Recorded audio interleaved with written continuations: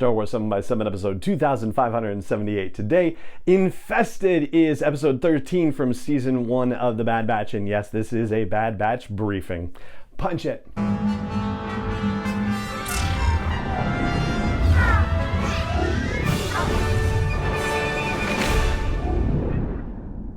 Hey Rebel Rouser, I'm Alan Voivod and this is Star Wars 7x7, your daily dose of Star Wars joy, and thank you so much for joining me for it. So, if you remember back in episode 7 of The Bad Batch, that was the episode entitled Battle Scars, there was a very brief little opening thing that happened where the Bad Batch was flying away from a planet and were being chased by a bunch of ships, and there was this creature that was referred to by record as a lizard called Ruby. At least it seemed it was named Ruby by Omega. And these ships were shooting the Bad Batch ship, and they were apparently Roaki gang members or something to that effect, and they had stolen Ruby the Lizard, and the Bad Batch had stolen it back for some client who Sid said, you know, I don't ask questions, maybe it's a pet, maybe they want it for a stew, I don't care, it's not my business. Well, it turns out that it is kind of her business because it comes back around and is part of the foundation of this whole episode. And I'll tell you, that does make you want to pay attention a little bit closer to those smaller moments that might appear like throwaway kind of things, or just, you know, fun things that are inserted into something without any other particular purpose, but apparently that's not necessarily going to be the case. So good note for the future for all of us. So it turns out that Ruby and the client that we're talking about here, it's Roland Durand. Roland Durand is the person who wanted Ruby back, and Roland is the son of a crime boss named Issa Durand. Now, these are characters that have not been introduced anywhere in Star Wars before, so this is kind of a new situation. And Sid is just out, but Roland tells the Bad Batch, hey, I might have some work for you.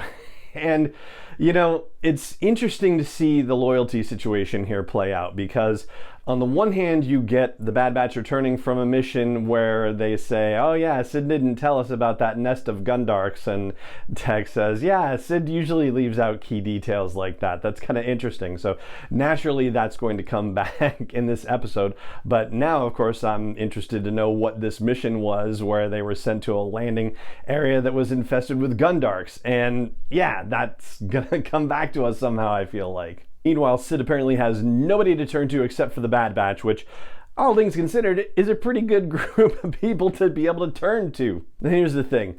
The episode actually tells us a lot about Sid, because initially you get the idea that Sid just wants the Bad Batch's help for her own mercenary purposes, right? And she's willing to threaten the Bad Batch with revealing the secret of their existence in order to get them to help her, certainly. But it's wonderful, naturally, to hear Omega say, guys, we got to help Sid. Like, you know, that's the thing. And Omega certainly has bonded with Sid on some level after the whole Djarik escapade a couple of episodes back. But when things go bad with the operation that she gets them into, and ultimately the Pikes show up and hold Omega hostage until they can get these spice crates back, which we'll circle back around to in a moment, Sid says, hey, I got the kid into this, I'll get her out of it. And so that kind of loyalty goes above and beyond anything that we've seen Sid demonstrate before. And so I think that's a major growth point to flag for our consideration as we continue on in the series. Now, to get back to the whole spice thing, right?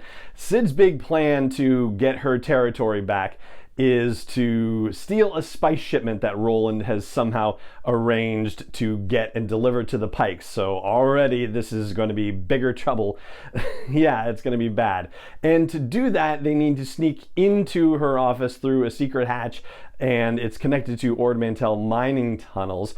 And the mining tunnels are infested, as the title implies, with Taro creatures, as Tech describes them and says they're called Earlings, but they're basically like, the scene is very reminiscent of sort of a combination of a couple of Harry Potter things. Like if you happen to remember them going down into the tunnels below Gringotts, the Goblin Bank, right? Very much like that, but then also in Harry Potter and whatever the first one was, the Sorcerer's Stone, right? When they are going to find the Sorcerer's Stone and have to go through all the different puzzles and all the winged keys that are flying around, except in this particular case for the for the Bad Batch, those things are actually live creatures and they want to eat you. And that is actually the callback to the thing earlier in the episode where they didn't know about the nest of Gundarks in their previous mission, and Tech says, oh yeah, Sid leaves out key details a lot. Well, taking the mining carts through these tunnels and having to go through a place where these Earlings were, yeah, that was a key detail she left out for sure. And so ultimately, anyway, the plan works in that they're able to steal the spice and they're able to put Roland in a very bad position when the Pikes show up, and the Pikes end up killing all of Roland's guards but holding him hostage. And you know, you almost wonder if Sid and the Bad Batch had waited just, you know, another day before going back to her gaming parlor, whether everything would have been fine or whether the Pikes would have still been hanging out and waiting to see if somebody showed up, if Roland was actually telling the truth, or if they would have just killed him too and written it off and been done with it. But no, they showed up when they did, and so then they got enmeshed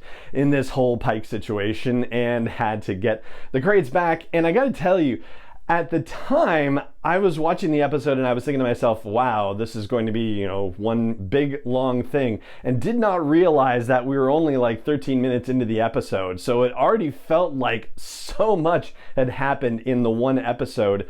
And suddenly, like, oh, we've still got a long way to go in this thing. Not even a long way to go, because it's still like the regular length of an episode of the Clone Wars, but just they managed to pack so much in the first half of it that I could have sworn that we were already done and that time had just flown. But no, there's actually more action and adventure to be had, and more situations where Wrecker is put into things where he has to deal with his fear of heights. Yeah, it's unfortunate for him, to say the least. And thankfully, of course, they all managed to get the spice and everything's fine. And in the meantime,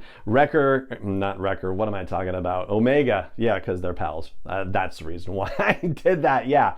Omega and Roland get to have a little conversation while they're being held captive. And yeah, the bonding moment there around Ruby, and Ruby doesn't like many people, but likes Omega. And so it gives Omega the idea, I guess, that maybe Roland can't be all that bad, which then pays back later in the episode when the spice is turned over to the Pikes, and the Pikes are about to kill Roland for his trouble, and she says, no, don't do it. And Sid actually then steps up and backs Omega up. Now, I don't know if Sid did that because she wanted to make sure that nothing bad happened to Omega, that the Pikes wouldn't be like, you insolent kid, and, you know, kill her too.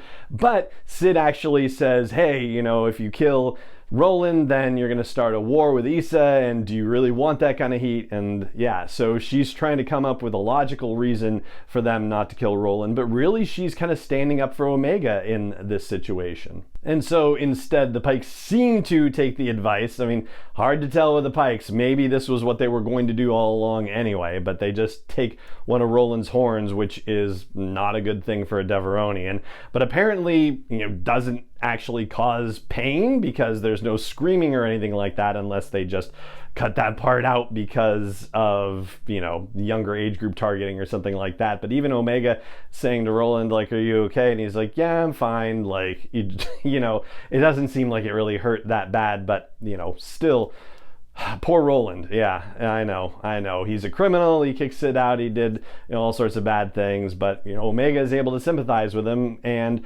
that's also much to Hunter's surprise too. And what we're ultimately seeing is Omega changing the way that the people around her interact with each other, basically. I mean, Sid is worlds different from when we first met her in episode 5 already, and you kind of get the idea that this is, you know, now sort of a 6th member of the family, and it's, you know, one of those found family kind of situations where I don't think Sid is going to give up the Bad Batch now if they suddenly become not useful to her anymore. I think she will just let them go. I think that's what it would ultimately come to. And I'll go out on a limb and say that we probably haven't seen the last of Roland either. Certainly Sid is going to be holding a grudge for quite a while, and this is going to be a situation where in the future, you know, Omega is going to be able to weigh in and say, oh yeah, we really should help Roland with whatever his problem is comes next, and they're going to end up doing it. All right, so there you go.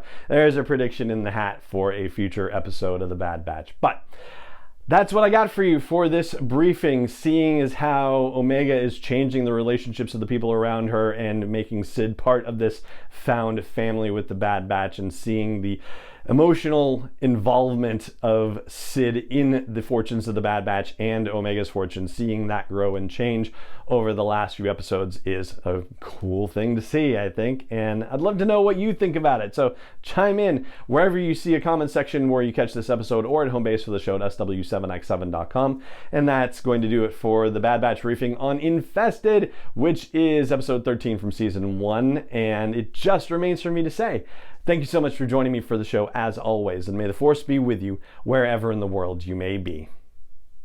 Star Wars 7x7 is not endorsed or sponsored yet by Lucasfilm Limited, Disney, or 20th Century Fox, and is intended for entertainment and information purposes only. Star Wars, the Star Wars logo, all names and pictures of Star Wars characters, vehicles, and any other Star Wars-related items are registered trademarks and/or copyrights of Lucasfilm Limited, or their respective trademark and copyright holders. May the Force be with them. All original content is copyright 2021 by Star Wars 7x7. We hope you love it.